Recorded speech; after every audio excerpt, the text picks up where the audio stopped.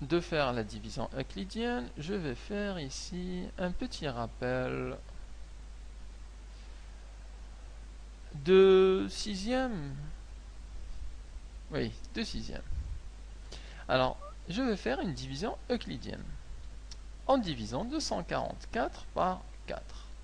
Ne rigolez pas. Suivez bien. Ce rappel sera utile pour la suite. Alors, pour faire la division, on a un chiffre, on prend un chiffre. Combien de 4 il y a dans 2? Il n'y en a aucun. Donc, on prend deux chiffres. Combien de 4 il y a dans 24? Il y en a 6. 6 fois 4, 24. On écrit le 24, on écrit un petit moins, et puis un trait. 4 moins 4, ça fait 0. 2 moins 2, ça fait 0. Ensuite, alors on fait descendre le petit 4. Il est là. Combien de 4 il y a dans 4? Il y en a un seul. 1 fois 4, 4. On va le noter. Le moins et puis le trait. 4 moins 4, ça fait 0. Ouais, super la division. Alors, à partir de cette division euclidienne, on déduit, on fait une factorisation, ou on déduit en tout cas une égalité. Alors l'égalité qu'on déduit, c'est que on peut écrire le 244 comme étant 4 fois 61 plus le reste de la division qui est le 0. Le 0, bon, on ne compte pas, donc simplement on dira que le 244 c'est égal à 4 fois 61. Donc en faisant une division euclidienne, on peut bien factoriser ou écrire le 244 comme étant 4 fois 61. Alors en fait, on va essayer de faire cette même idée en remplaçant le 244 par le polynôme d'ordre 3, le 4 par x moins 2, et on cherche le terme ici inconnu qui correspond au 61. Alors faisons ça. La division ici. Alors on divise par x moins 2, x puissance 3 moins 4 x au carré plus 2x plus 4.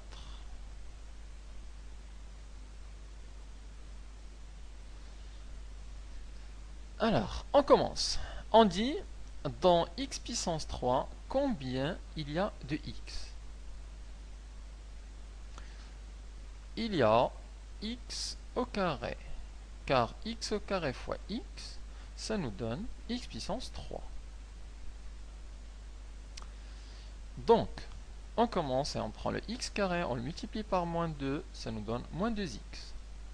On le met en dessous des x carré, moins 2x carré. X au carré fois x, ça donne x puissance 3. On le met en dessous du x puissance 3, le signe moins et un trait. X puissance 3 moins x puissance 3, ça fait 0. Moins 4x au carré moins 2x au carré, ça fait... C'est pas évident. Alors, on va le noter à côté.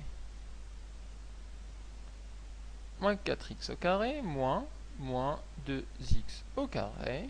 Le moins, ça fait un plus, donc ça donne moins 4x au carré plus 2x au carré. 2x au carré moins 4x au carré. Là, c'est clair que ça donne moins 2x au carré.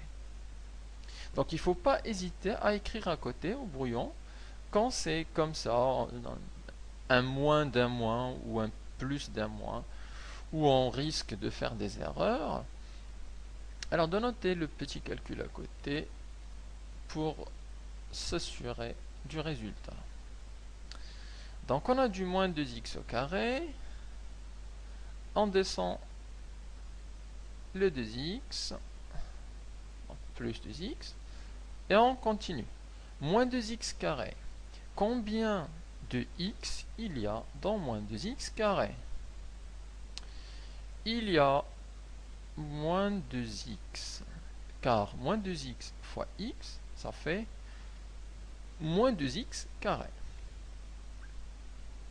Ensuite, moins 2x fois moins 2, ça fait 4x, que je mets en dessous du x. Moins 2x fois x, ça fait moins 2x carré. Ici, c'est un plus. Le signe moins, et puis le trait. Moins 2x carré moins 2x carré, c'est égal à 0. Ce sont deux nombres identiques, donc leur différence est égale à 0. 2x moins 4x. Allez, je le note quand même. 2x moins 4x, c'est moins 2x. Ensuite, on fait descendre le 4 plus 4. Alors, dans moins 2x, combien il y a de x?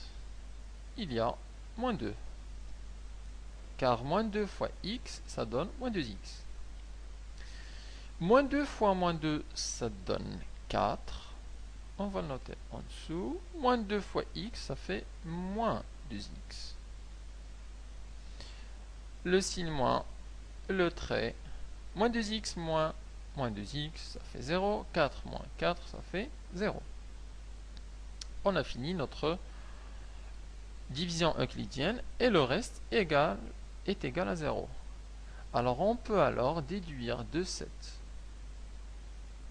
division euclidienne une égalité. On va déduire que le x puissance 3 moins 4x puissance 2 plus 2x plus 4, ça peut s'écrire x moins 2 facteur de x carré moins 2x moins 2 plus le reste qui est dans ce cas-là égal à 0. Donc on a pu en fait factoriser ce polynôme d'ordre 3 grâce à la division euclidienne comme étant le x moins 2 fois x au carré moins 2x moins 2. Donc on l'a bien factorisé aussi par x moins 2. On peut donc réécrire cette limite-là.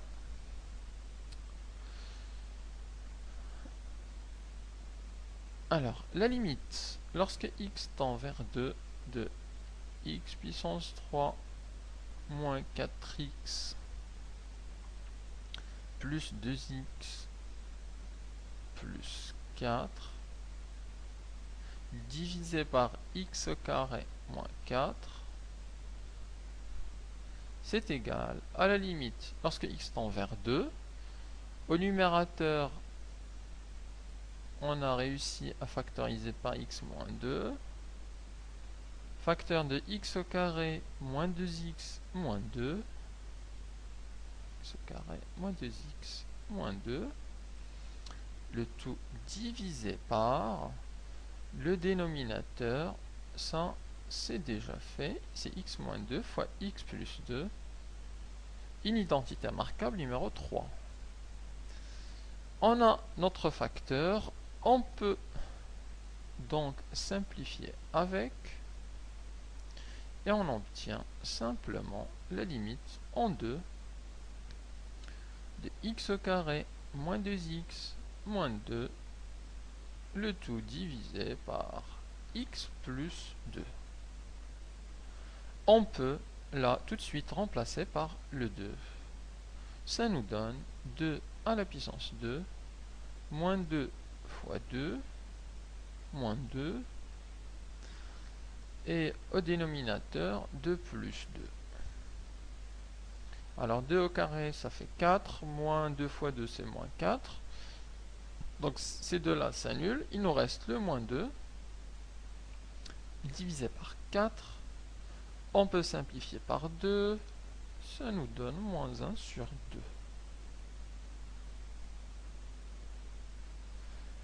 Et ça, c'est notre limite recherchée. Alors, comment on a fait? On a remplacé, on a trouvé une forme indéterminée du type 0 sur 0. Donc, on a essayé de factoriser au numérateur par x moins 2, qui est x moins a, et au dénominateur par x moins a. Le dénominateur a été facile à faire. C'est une identité remarquable. Le numérateur, on a dû faire une division euclidienne qui nous a permis de le factoriser. Une fois factorisé, le facteur se simplifie entre le numérateur et le dénominateur et on obtient notre limite finale.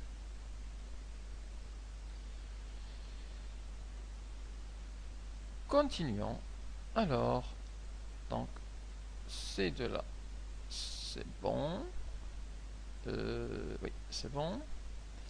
Et on peut voir quelques limites avec le sinus et le cosinus. Commençons par exemple par la limite de gauche.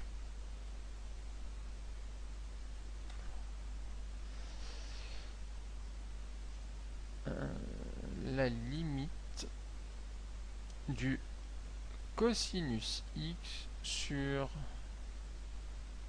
x carré lorsque x tend vers moins l'infini.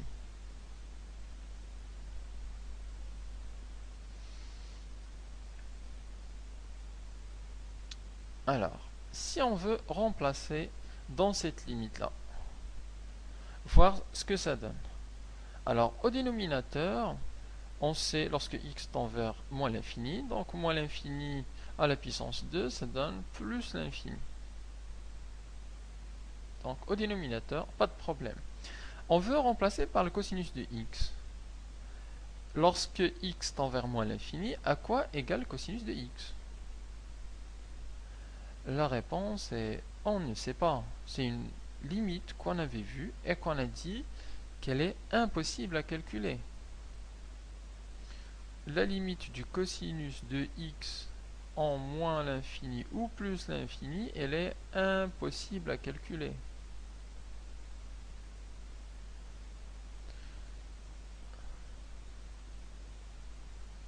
Car elle n'existe pas.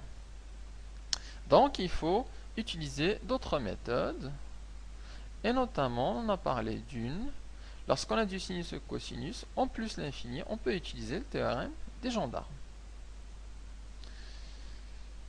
Alors, par où on va partir? En fait, on va partir de l'encadrement du cosinus de x.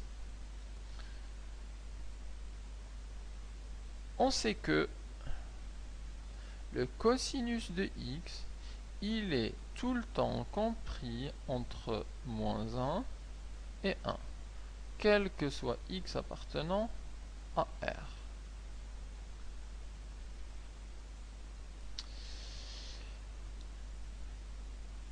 Et on va essayer d'encadrer cette expression, le cosinus de x sur x carré.